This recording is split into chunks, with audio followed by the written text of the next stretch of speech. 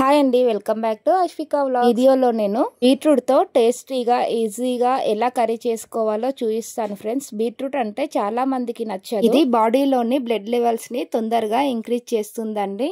ఇలా ఒక్కసారి చేసుకొని తినండి ఫ్రెండ్స్, చాలా బాగుంటుంది. మొదటిసారి నా ఛానల్ చూసే వాళ్ళు సబ్స్క్రైబ్ చేసుకోండి ఫ్రెండ్స్. అలాగే వీడియో మీకు నచ్చితే లైక్ చేయండి, షేర్ చేయండి, అలాగే కామెంట్ చేయండి ఫ్రెండ్స్. బీట్రూట్ కర్రీ ఇలా చేసుకుంటే చాలా టేస్టీగా అవుతుందండి. ఒక్కసారి ట్రై చేయండి ఫ్రెండ్స్ మీ ఇంట్లో ఇలా చేసుకొని. దీనికోసం హాఫ్ కేజీ బీట్రూట్ తీసుకొని పీల్అవుట్ చేసి చిన్న చిన్న ముక్కలుగా కట్ చేసుకున్నాను. ఇప్పుడు స్టవ్ ఆన్ చేసి ఒక ప్యాన్ పెట్టుకోవాలి. ప్యాన్ వేడైన తర్వాత 1 స్పూన్ ఆయిల్ వేసి, ఆయిల్ వేడైన తర్వాత ఇందులో ఆవాలు జీలకర్ర వేసుకోవాలి 1/2 స్పూన్. అలాగే ఇందులో 1/2 స్పూన్ శనగపప్పు మినపప్పు వేసుకోవాలి. అలాగే 4 కట్ చేసి పెట్టుకున్నటువంటి పచ్చిమిర్చిని 2 ఎండుమిరపకాయలను వేసుకోవాలి. ఇవి ఫ్రై అయిన తర్వాత ఇందులో 2 రెబ్బల కరివేపాకు అలాగే 1/2 స్పూన్ పసుపు వేసుకొని కలుపుకోవాలి. ఇప్పుడు ఇందులోనే మనం ముందుగా కట్ చేసి పెట్టుకున్నటువంటి బీట్రూట్ ముక్కలను వేసుకోవాలి. బీట్రూట్ ముక్కలు పోసులో కలిసేటట్టు కింది నుండి కలుపుకోవాలి. దీనిపై క్యాప్ పెట్టుకొని ఒక 10 మినిట్స్ లో ఫ్లేమ్ లో ఉడికించుకోవాలి బీట్రూట్ ముక్కలని.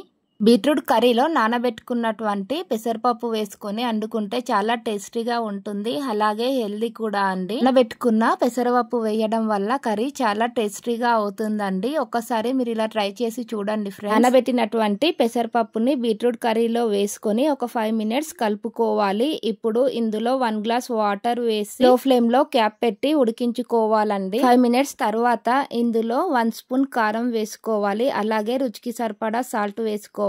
ఆల్రెడీ మనం ఇందులో ఎండుమిర్చి పచ్చిమిర్చి వేసాం కాబట్టి కారం కొంచెమే పడుతుంది. ఇలా వీటన్నింటినీ కలుపుకొని మళ్ళీ క్యాప్ పెట్టుకొని ఒక 10 మినిట్స్ లో ఫ్లేమ్ లో ఉడికించుకోవాలండి. బీట్రూట్ పెసరపప్పు ఉడికిన తర్వాత ఇందులో కొంచెం కొబ్బరి పొడి వేసుకోవాలండి. కొబ్బరైనా ఎండు కొబ్బరైనా సరే ఏదుంటే అది వేసుకొని కలుపుకోవాలండి. ఇలా వేసుకున్నటువంటి కొబ్బరి పొడి కర్రీ మొత్తం కలిసేటట్టు కలుపుకోవాలి. ఇలా కొబ్బరి పొడి పెసరపప్పు కాంబినేషన్ తో కర్రీ చేసుకుంటే చాలా బాగుంటుంది. బీట్రూట్ కర్రీ చాలా టేస్టీగా అవుతుందండి, హెల్త్ కూడా చాలా మంచిది. బీట్రూట్ కర్రీ చాలా మంది తినరండి, ఇది రెడ్ గా ఉంటుంది. కానీ ఈ కర్రీ వీక్లీ 2 టైమ్స్ తినాలండి. బీట్రూట్ కర్రీ వీక్లీ 2 టైమ్స్ ఇలా చేసుకొని తినడం వల్ల బ్లడ్ చాలా వస్తుందండి, తగ్గిపోదు బ్లడ్ లెవెల్స్. మన బాడీలో బ్లడ్ లెవెల్స్ పెరగడానికి బీట్రూట్ చాలా యూజ్ అవుతుందండి. కర్రీలోని వాటర్ పోయేటట్టు ఒక 5 మినిట్స్ లో ఫ్లేమ్ లో ఉడికించుకోవాలి. అంతే అండి, ఎంతో టేస్టీగా ఉండే బీట్రూట్ కర్రీ రెడీ అయ్యింది. ఇలా ఒకసారి ట్రై చేయండి ఫ్రెండ్స్, పెసరపప్పు కొబ్బరి పొడితో బీట్రూట్ కర్రీ. ఈ వీడియో మీకు నచ్చితే లైక్ చేయండి, షేర్ చేయండి, సబ్స్క్రైబ్ చేసుకోండి ఫ్రెండ్స్.